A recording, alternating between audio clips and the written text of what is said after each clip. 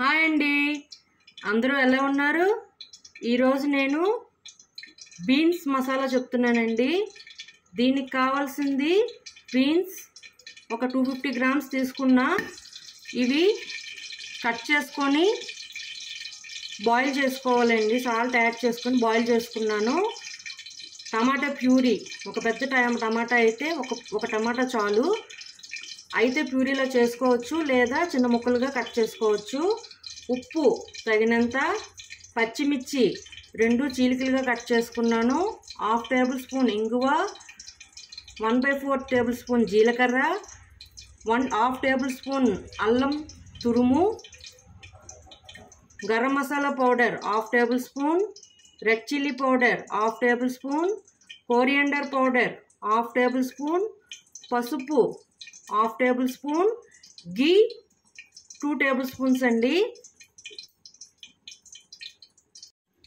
పొయ్యి మీద కడాయి పెట్టుకొని 2 టేబుల్ స్పూన్ ఆయిల్ వేసుకున్నాను, గీ వేసుకున్నాను. దీనిలోనే మనం ముందుగా తురుము పెట్టుకున్న అల్లం, జీలకర్ర, పచ్చిమిర్చి, ఇంగువ ఇవన్నీ ఒక 5 మినిట్స్ వేయించుకోవాలి.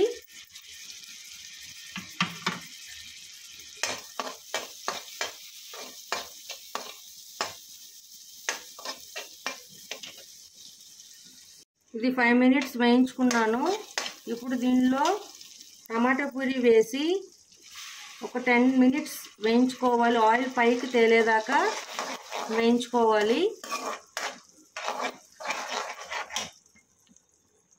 ఇలా ఆయిల్ పైకి తేలేక దీనిలో గరం మసాలా పౌడర్, కారం, ధనియా పౌడర్, పసుపు వేసుకొని ఉప్పు కూడా చూసుకొని వేసుకొని ఒక 10 మినిట్స్ వేయించుకోవాలి.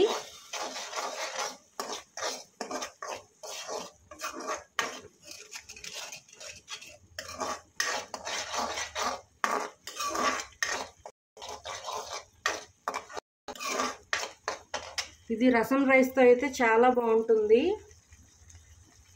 ఇన్ని బాగా వేగేయండి. ఇప్పుడు దీనిలో మనం బాయిల్ చేసి పెట్టుకున్న బీన్స్ని దీనిలో వేసేస్తున్నా. ఇవన్నీ బాగా కలుపుకొని మూత పెట్టేసి 5 మినిట్స్ మీడియం ఫ్లేమ్లోనే వేయించుకోవాలి.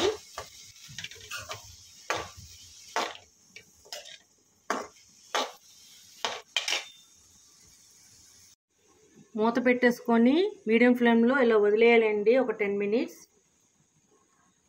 ఒక 10 మినిట్స్ తర్వాత ఇది మీడియం ఫ్లేమ్లో పెట్టి మూత పెట్టుకొని మసాలా అంతా బాగా రోస్ట్ అయ్యేటట్టు పట్టేటట్టుగా వేయించుకోవాలి.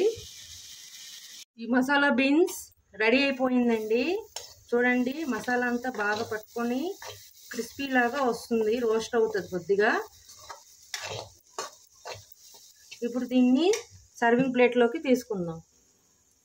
చూడండి, దీన్ని ఇప్పుడు సర్వ్ చేసుకోవడానికి సర్వింగ్ ప్లేట్లోకి తీసుకున్నా.